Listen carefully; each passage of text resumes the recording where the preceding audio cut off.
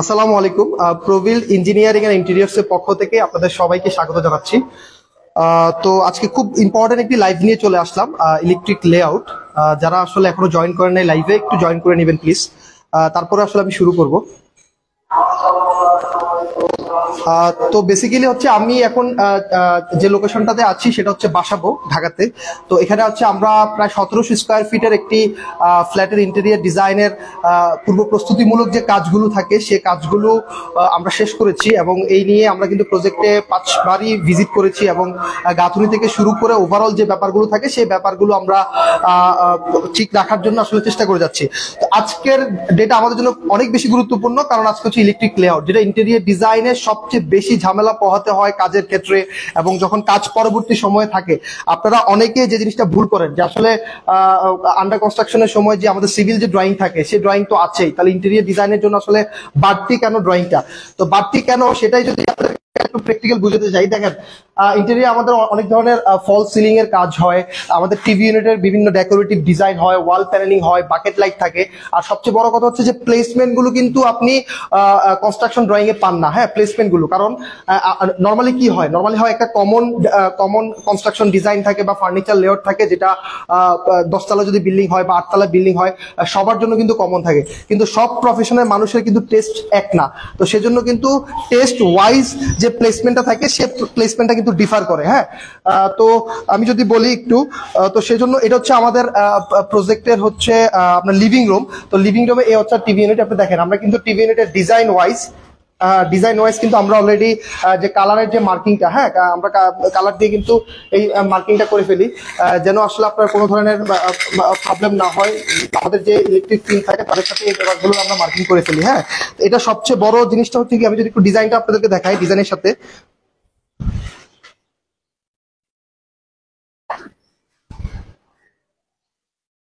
দেখেন আমাদের এই প্রজেক্টের হচ্ছে যে টিভি ইউনিটের যে ডিজাইনটা আপনারা দেখতে পাচ্ছেন, যে খুব সুন্দর একটা রাস্টিক পেইন্ট অথবা রাস্টিক ওয়ালপেপার দিয়ে আমাদের এখানে একটু ওয়াল প্যানেলিং আছে, এবং এই জায়গায় হচ্ছে ওপেন সেলফের জন্য লুবার পোর্শন আছে। সব মিলিয়ে হচ্ছে যে এই টিভি ইউনিটটা। হ্যাঁ, তো টিভি ইউনিটে কিন্তু আপনার পাওয়ার পয়েন্টটা আপনার অনেক সময় দেখবেন অনেক ইন্টেরিয়র করছে, ঠিক আছে, বাট টিভির যে পাওয়ার পয়েন্টটা সেটা কিন্তু শো থাকে, বাট ইন্টেরিয়র ডিজাইনে কিন্তু এই পাওয়ার পয়েন্ট গুলো হাইড করতে হয় বেসিক্যালি।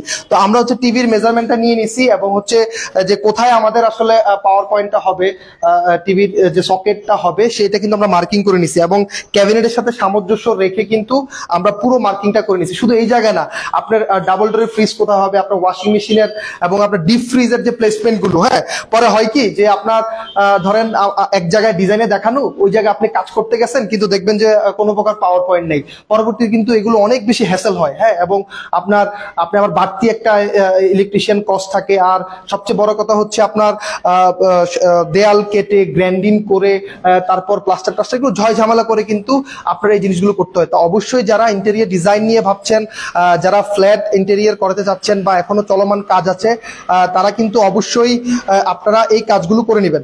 আমি যদি একটু বেডরুম গুলোতে দেখাই, যে ডিজাইন করেছে আপনার ডিজাইনে হচ্ছে রিডিং টেবিল আছে, বাট আলটিমেটলি করে ফেলে রিডিং টেবিল, কোনো অসুবিধা নাই। পরে দেখে যে রিডিং টেবিল বা ওয়ার্ক স্টেশন করতে গেলে কিন্তু আপনার পিসি বা ল্যাপটপ ইউজ করার জন্য কিন্তু আপনাকে সকেট দিতে হয়, বা যে সকেট পয়েন্টটা রাখতে হয়, তো আপনার কিন্তু রাখতে হবে। যেমন আমরা এই দেয়ালটা দেখেন, এই যে হোয়াইট দেখা যাচ্ছে কিনা, যে এখানে হচ্ছে আমাদের এই রিডিং টেবিলটা হবে। হ্যাঁ, এই যে এই ওয়ার্ক স্টেশনটা হবে বেসিক্যালি। তো এখন এই ওয়ার্ক স্টেশনটা যখন আমরা করব তখন কিন্তু আমাদের এই যে যখন আপনার পিসি ইউজ করবে, এটা একটা পাওয়ার পয়েন্ট লাগবে, এই যে লাইটিং গুলো আছে, এই যে হিডেন লাইটের ব্যাপারগুলো আছে, সেই জিনিসগুলো কিন্তু আপনার অবশ্যই মার্কিং করে আগে থেকে ধরে ধরে। হ্যাঁ, কারণ কি, আপনি প্লাস্টার করে ফেললেন বা টাইলস করার কথা টাইলস করে ফেললেন, প্লাস্টার করে ফেললেন, কালার করে ফেললেন, কিন্তু এখানে হবে আপনার পড়ার টেবিল বা ওয়ার্ক স্টেশন, কিন্তু আপনার কোনো পাওয়ার পয়েন্ট নাই।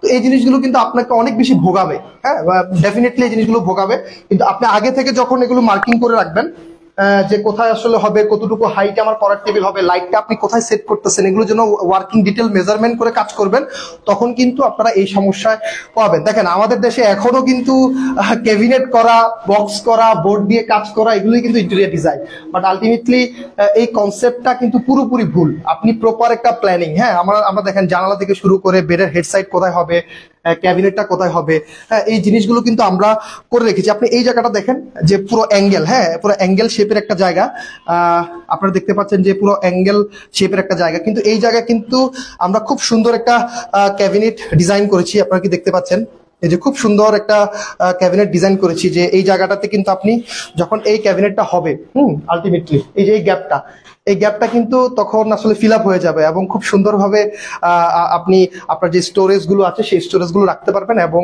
এই যে রোমের যে অ্যাঙ্গেল শেপের জন্য যে একটা সৌন্দর্য নষ্ট হওয়ার যে ব্যাপারটা, সেটা কিন্তু অনেকাংশে রিডিউস হয়ে যাবে। ঠিক আছে, অনেকাংশে রিডিউস হয়ে যাবে। আপনারা দেখতে পাচ্ছেন খুব সুন্দর একটা কালার কম্বিনেশন, যেহেতু এটা একটা গার্লস বেড, একটু লেডিস কালার টোনে অ্যাকচুয়ালি এই ক্যাবিনেটটা ডিজাইন করা। এবং দেখেন পুরো ইলেকট্রিক যে লেআউটটা, সেই লেআউটটা নিয়েই কিন্তু আমরা আজকে কাজ করছি। আমাদের যে ইলেকট্রিশিয়ান এবং সাইটের যে টেকনিশিয়ান আছে সবাইকে, এবং ক্লায়েন্ট, ইভেন ক্লায়েন্ট সহ কিন্তু আমরা এই জিনিসগুলো বোঝানোর চেষ্টা করছি। তো তারপর আসি, তো মূলত এই হচ্ছে এই ফ্ল্যাটে আসলে আমরা 3টা বেডরুম পেয়েছি, 3টা বেডরুম, একটা open kitchen, live kitchen, drawing dining, এই জিনিসগুলো পেয়েছি। তো এবং ফল সিলিং এর বিভিন্ন প্যাটার্ন থাকে।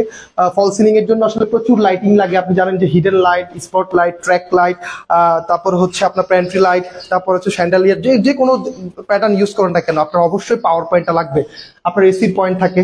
তো এই জিনিসগুলো আসলে আমরা প্রত্যেকটা জিনিস, হ্যাঁ ধরে ধরে আপনার শুধু নট অনলি 3D, হ্যাঁ আপনার 3D 2D এই ব্যাপারগুলো কিন্তু প্রত্যেকটা জিনিস ধরে ধরে কিন্তু আপনার ডিজাইন করা, এবং সেই অনুযায়ী কিন্তু আমরা আজকে এই কাজগুলো করছি, এবং চেষ্টা করছি যে এই জিনিসগুলো যেন প্রপার ভাবে অ্যাপ্রুভ হয় আর কি। তো আমি যদি আপনাদেরকে আরেকটু ওভারভিউটা করি,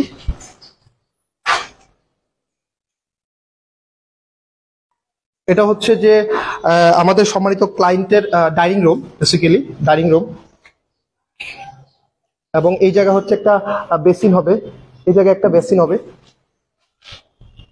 ট্যাপটা নেন, ট্যাপটা জাস্ট ট্যাপটা।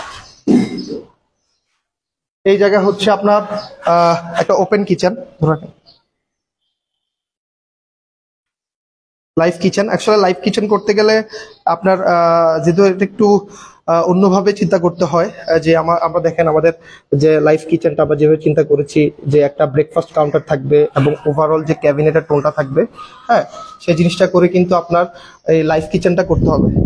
এবং এখানে আপনার সিঙ্ক বলেন, ইলেকট্রিক বার্নার বলেন, তো প্রত্যেকটা জিনিস কিন্তু মার্কিং করা। আপনারা ব্ল্যাক কালার যে স্প্রে এগুলো দেখছেন, এগুলো কিন্তু মার্কিং করা। হ্যাঁ আমরা কতটুকু হাইটে কি রাখবো, কোথায় আমাদের লাইটিং হবে, এবং কোথায় এই জিনিসগুলো আমরা আসলে ইমপ্রুভমেন্ট করব, এবং প্রত্যেকটা জিনিস কিন্তু ডিজাইন ধরে ধরে করা। হ্যাঁ তো আলটিমেটলি যখন আপনি একটা কাজে সময় দিবেন, হ্যাঁ একটা কাজে সময় দিবেন এবং প্রপার ভাবে আগাবেন, তখন দেখবেন যে অনেক কাজই আসলে সুন্দর হচ্ছে এবং ইজি হচ্ছে। তো আসলে এই প্রজেক্ট নিয়ে যদি বলতে যাই, আমরা অনেক বেশি থ্যাঙ্কফুল আমাদের সম্মানিত ক্লায়েন্টের প্রতি। আমরা ক্লায়েন্টের প্রতি অনেক বেশি থ্যাঙ্কফুল। তিনি আসলে আমাদের কাজটা আমাদেরকে ইজি করে দিয়েছেন, আমাদেরকে যথেষ্ট পরিমাণ ফ্রিডম দিয়েছেন, এবং সেই সাথে আমাদের সুন্দরভাবে কাজ করার জন্য কিন্তু আমাদের ক্লায়েন্ট আমাদেরকে যথেষ্ট পরিমাণ সাপোর্ট দিয়েছেন। এবং সবচেয়ে বড় কথা হচ্ছে উনি জানেন যে কখন কি করতে হবে, এই ব্যাপারটা অনেক বেশি আমাদেরকে কনফিডেন্স দিয়েছে। আমরা চেষ্টা করেছি যে ইলেকট্রিক লেআউট এবং আদার্স যে প্যাটার্নগুলো আছে সেগুলোর জন্য আমরা পুরোপুরি কাজগুলো করতে পারি। তো ইনশাল্লাহ যারা এই পর্যন্ত আসলে আমাদের ভিডিওটি দেখছেন, অবশ্যই আপনাদের কোনো প্রশ্ন বা পরামর্শ থাকলে আপনারা কমেন্টস করে জানাতে পারেন। আমরা চেষ্টা করব সাধ্যমতো উত্তর দেওয়ার জন্য। এবং সর্বোপরি ইন্টেরিয়র ডিজাইন অবশ্যই শুধু বোর্ড দিয়ে ক্যাবিনেট করা না। ইন্টেরিয়র ডিজাইন মানে আপনার পুরো অভ্যন্তরীণ বাসাটাকে সৌন্দর্য, বাসযোগ্য এবং সেই সাথে প্রপার ভাবে আসলে ইউটিলাইজ করা। Thank you.